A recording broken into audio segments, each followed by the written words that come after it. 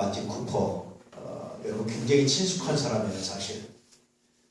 마틴 쿠퍼 못 들어보셨습니까? 마틴 쿠퍼가 어떤 사람이냐면, 여러분 핸드폰 아시죠? 처음에 여러분 핸드폰 나서 이만큼 벽돌만한 이만큼 큰 핸드폰 아세요?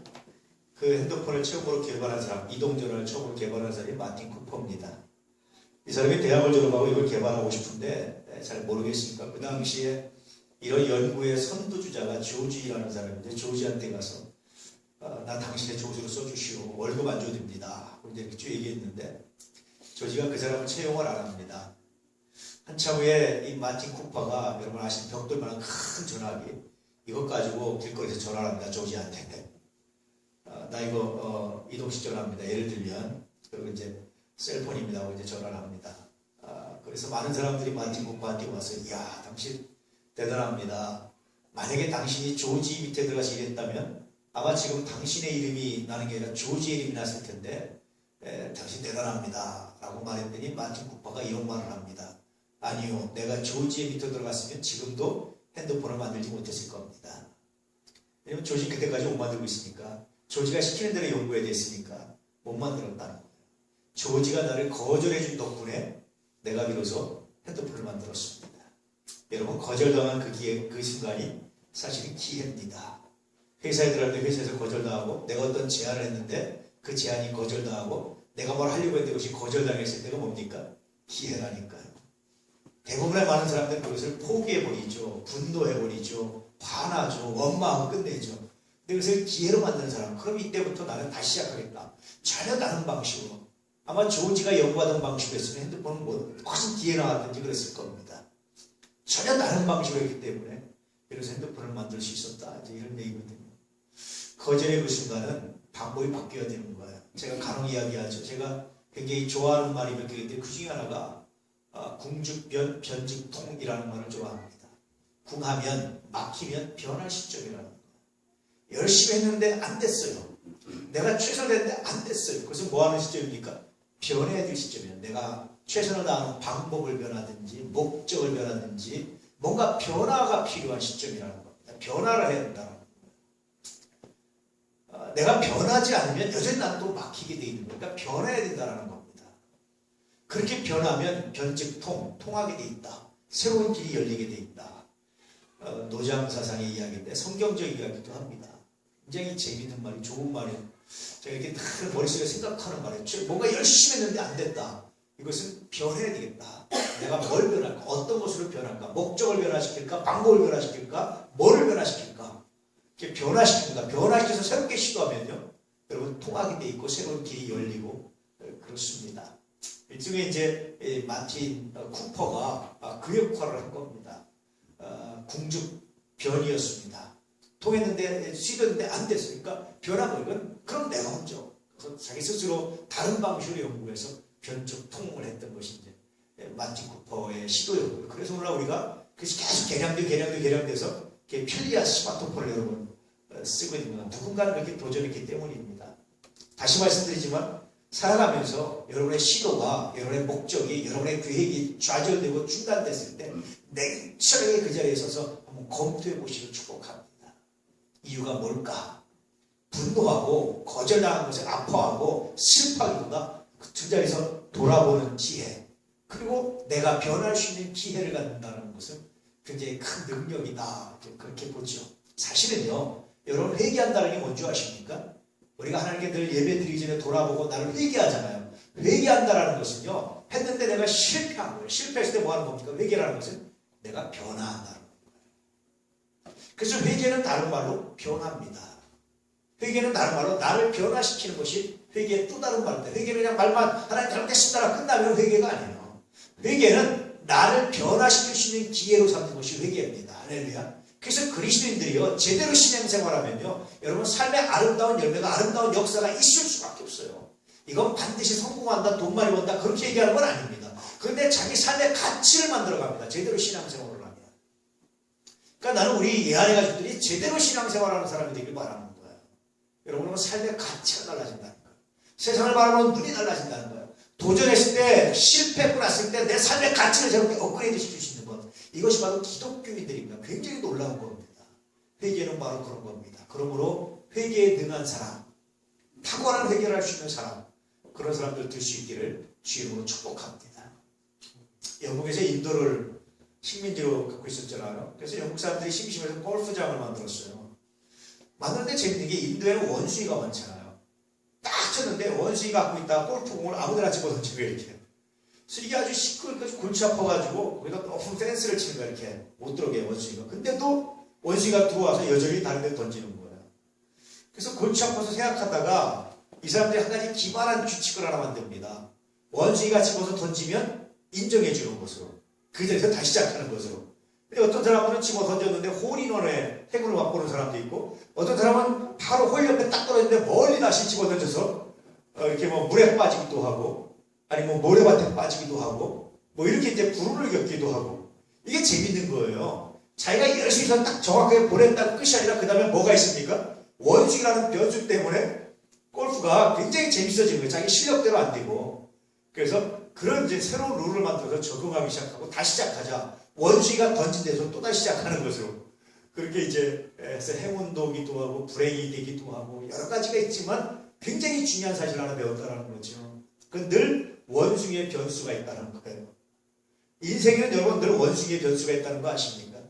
나는 열심히 했습니다. 그런데 늘 원숭이의 변수가 있습니다. 어떤 사람은 열심히 해서 딱 시켰는데 이상하게 가는 날이 장날이라고 자기가 열심히 해서 딱 했는데 남들은 아무도 관심 갖지 않는데 딱 자기가 시키니까 모든 사람들이 막 덤벼들어가지고 경쟁이 갑자기 확 세져가지고 안 됐어요. 원숭이의 변수입니다. 아담 스미스는 뭐라고 그러죠? 이것을 보이지 않는 손이라고 말해요. 시장의 원리 뭐 이렇게 얘기하는 거예요. 여러분 세상에 원숭이의 손이 굉장히 많아요. 보이지 않는 손, 보이지 않는 원리, 이런 것들이 굉장히 많습니다. 그래서 정말 지혜로운 사람은요, 내가 계획해서 탁탁탁 가지 않고 반드시 원숭이의 손이 있다는 것을 기억하고 그 리스크, 그 문제에 대처할 줄 아는 사람, 이 사람이 바로 지혜 있는 사람입니다. 그러면 여러분 그것에 대처하는 방법이 뭐겠습니까? 어떻게 하면 여러분 그걸 대처하겠어요? 원숭이가 어디에 던질지 몰라요. 여러분 뭐가 대처하는 방법이겠습니까?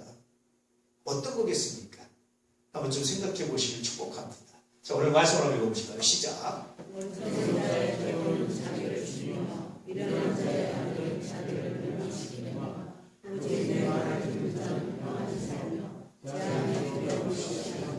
오늘 말씀에 평안히 살며가 핵심 단어예요. 근데 평안히 살며가 굉장히 재밌습니다. 생각할 게 굉장히 많아요. 자, 생각해 보십시오. 어리석은 자의 태보는 자기를 죽입니다. 그렇죠? 어리석은 자는 태보합니다.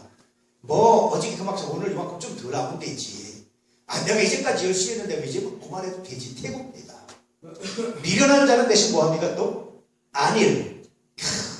이 정도면 됐지. 내 삶이 이 정도면 만족이지. 안일을 하는데 그 안일이 결국 뭐가 됩니까? 자기를 멸망시키고, 어리석은 자의 태고는 뭘 가져오죠? 자기를 죽인다는 굉장히 심각한 말이죠. 그래서 여러분 절대로 태고하면 안 되는 게 신앙입니다. 절대로 태고하면 안 됩니다. 여러분 삶은 늘 성장하고 성숙하는 과정으로 나가야지, 태고하거나 그 자리에 멈췄으면 여러분 뒤로 밀리게 돼 있습니다. 왜 그렇습니까? 늘 말씀드렸지만 인생은요, 물이 흐르는 아주 센 강물에 있는 거랑 똑같습니다. 최소한 여러분 강물에 있어서 제자리에 떠있기만 어떡합니까? 쭉 밀려가게 돼 있어요. 늘 말씀드렸지만 최소한 제자리에 있으면 뭐합니까? 떠내려가는 힘과 똑같은 속도로 똑같은 힘으로 거슬러 올라가야 그나마 제자리에 있을 수 있습니다. 위로 올라가려면요, 거슬리는 것보다 더 강력한 추진력으로 밀고 올라가야 위로 올라가는 거예요. 제가 여러 번 그런 얘기 했죠. 어릴 때 시골에서 냇가에서 수영을 했습니다. 이게 장마가 있어서 물이 철철 넘치면 물살도 빨라지는데요, 겁도 없이 이제 초등학교 1, 2학년이나 이렇게 어린아이들이요, 그걸 개헤역으로 그걸 건너 다녔어요. 거기를. 지금은 겁나서 그렇게 못해요. 근데 예전에는 무슨 겁도 없이 왜 했는지 몰라요. 그러다 소용돌이에 휘말리기도 하고 죽을 뻔하고 여러 번 그랬는데요. 근데요, 경험에 의해서 뭘 하냐면, 저기로 가고 싶으면요, 이쪽에 방향을 주고 이렇게 수영을 하가야 옆으로 갈려서 이쪽으로 가지, 여기를 바라고 가면 밑으로 가게 돼 있어요. 경험으로 하는 거였습니다. 얼마나 열심히 손을 잡아야 되는지 몰라요. 말을 잡고 물장구 치고. 그래야 겨우 이쪽 목표로 열심히 가 이렇게 옆으로 쭉 해서 이쪽으로 가게 돼요. 물에 떨려가지고. 더 힘든 게 뭐냐면 밑에서 위로 하루에서 3km 거꾸로 수영해서 그건 정말 힘들어요. 아무리 열심히 해도 제자들 조금만 숨을 멈추고 조금만 힘들어 쉬면 쭉 밀려가게 돼 있어요. 인생이 그렇습니다. 인생. 여러분 세상이 얼마나 이렇게 심하게 바뀝니까? 얼마나 요동합니까? 여러분 가만 놔두질 않잖아요. 조금만 멈추면 쫙 내려가게 돼 있어요. 한 번만 말씀을 게을리 읽고 한 번만 묵상을 게을리 한 번만 기도를 게을리 하면요 쫙 내려가 있어. 내가 여기 왜 있지? 어떻게 있지? 이렇게 내려가게 돼 있어요. 그래서 그것이 자기를 죽이는 것과 자기를 멸망시키는 것이다. 그러면 오직 내 말을 듣는 자라고 말할 때 하나님 말씀을 듣는 자는 앞에 두 마디와 비교를 하면 어떤 사람입니까? 퇴보하는 사람입니까? 아닙니다. 아니란 사람입니까? 아닙니다. 그러면 하나님 말씀을 듣는다는 것은 뭡니까 여러분? 늘 물살을 거슬려서 그보다 더 강한 힘으로 헤엄치고 올라가는 사람들이에요. 이런 사람들이 누리는 복이 있다. 그것이 바로 평안이다. 그러니까 평안은 거저 얻어지는 게 아니에요. 샬롬은 거저 얻어지는 게 아닙니다. 그냥 얻어지는 게 아니에요. 아까 제가 원숭이의 손 얘기했지만 여러분 인생의 모든 것은 원숭이의 손이 있을 수 있습니다. 내가 예기치 못한 사건, 내가 예기치 못한 변수가 반드시 생깁니다. 거기에 대비해서 그 예기치 못한 변수를 이기지 않으면 목표를 달성할 수가 없는 거예요. 항상 방해한 것들을 극복하지 않으면 목표를 달성할 수가 없는 거예요. 하나님 말씀은 어떤 걸 얘기하는 겁니까? 내 말씀을 하나님 말씀을 듣는 자, 하나님 말을 듣는 자는 어떤답니까? 그러면 그 예기치 않은 변수를 넘어서는 사람, 그 예기치 않은 강력한 저항을 넘어서는 사람이 하나님 말씀을 듣는 어떻게 넘어서는 겁니까? 여러분? 하나님 말씀을 듣는다는 게 뭐겠어요? 그것은요 자기의 변화입니다. 말씀은 나를 변화시키는 거예요. 말씀은 그를 변화시키는 것이 아니라 나를 변화시키는 겁니다. 말씀은 세상을 변화시키는 것이 아니라 나를 변화시키는 거예요. 그게 말씀입니다. 그래서 하나님 말씀을 내가 듣는다는 끊임없이 자기 변혁 과정, 자기 아픔의 과정을 겪어내는 겁니다. 여러분 환골탈태라는 말 아시죠? 환골탈태. 어떤 의미인지 아시죠? 독수리는요 대략 40년 정도 삽니다. 40년 정도 지나면요 독수리는 선택을 해요. 죽을 것이냐 살 것이냐. 살기 위해서는요 무뎌진 발톱과 무뎌진 이 부리를 빼내야 그래야 사냥을 또 살 수 있는 거예요. 근데 독수리가요 이 무뎌진 발톱과 이 부리와 발톱을 빼내서 바위에 계속 쫓는 겁니다. 이렇게 쪼아서 이게 피가 아주 선혈이 낭자하게 피가 나서요 쪼아가지고 그 아픈 걸 쪼아내서 이게 비쳐가지고 나와요. 생살이 터지는 거니까. 해서 그것이 빠지면요 얼마 있다 이게 솟아나가지고 40년 정도 더 살 수 있다는 거예요. 그렇지 않으면 40세에 죽는다는 겁니다. 그게 환골탈태입니다. 그만큼 어려운 거예요. 이게 뼈를 빼내고 새롭게 거듭만드는 게 어려운 거예요. 그건 정말 고통스러운 겁니다. 어떤 의미에서 우리가 하나님 말씀을 듣는다는 것은요 환골탈태입니다. 그럴 때 비로소 평안함이 있고 그럴 때 이겨나갈 수 있고 그래서 어떤 변수를 극복할 수 있는 하나님께부터 능력이 임합니다. 그렇게 말하죠. 그런데 여러분 정말 우리가 이런 환골탈태할 수 있는 능력이 있습니까? 우리는 게 잘 안 돼요. 그래서 우리가 뭘 믿는 거냐? 예수를 믿는 겁니다. 그래서 우리가 하나님께 기도하는 겁니다. 기도해서 우리가 환골탈태할 만큼 그렇게 고통스럽고 그렇게 아프지 않은데 우리가 주님께 맡기고 나를 돌아보고 회개하고 나갈 때마다 하나님께서 나를 변화시키시고 새롭게 하셔서 살아나게끔 승리하게끔 하는 것이 기독교의 진리고 기독교의 가르침입니다. 그래서 여러분 예수 믿으시기를 축복합니다. 그리고 원수가 어디로 던져놨든지 그 자리에서부터 다시 기도하고 다시 변화시키고 다시 하나님 말씀을 들어서 나를 변화시켜서 하나님의 뜻을 이루어갈 수 있는 믿음의 사람 되시길 축복합니다. 아마도 한 주간 또 시작될 때 여러분의 계획은 그렇지 않을 건데 엉뚱한 일이 일어나고 엉뚱한 사건이 일어나서 전혀 다른 사건들 다른 일들에 휘말릴 경우도 아마 있을 겁니다. 그때 오늘 말씀을 기억하면서 하나님 내가 여기서부터 다시 시작합니다. 내가 이렇게 욕먹는 자리에서 내가 비난받는 자리에서 내가 실패한 자리에서 다시 시작하기 원합니다. 그러기 위해서 나를 변화시키기 원합니다. 내가 바뀌기 원합니다. 말씀으로 나를 변화받기 원합니다. 하나님 이렇게 변화되어서 다시 시작하고 하나님의 뜻을 이루게 하십시오. 기도하시고 나갈 수 있는 은혜가 있기를 주님으로 축복합니다. 그래서 저는 이 말이 참 좋아요. 그 자리로부터 삶의 자리에 시찜 레벤이라고 하는데 삶의 자리가 참 좋습니다. 삶의 그 자리부터 시작하는 거예요. 그 자리를 부끄러워 그 자리를 외면하면 아무것도 이룰 수 없다. 그 자리부터 시작합니다. 부끄러운 대로 아프면 아픈 대로 실패하면 실패한 대로 그 자리를 딛고 일어서야 비로소 여러분의 것이 됩니다.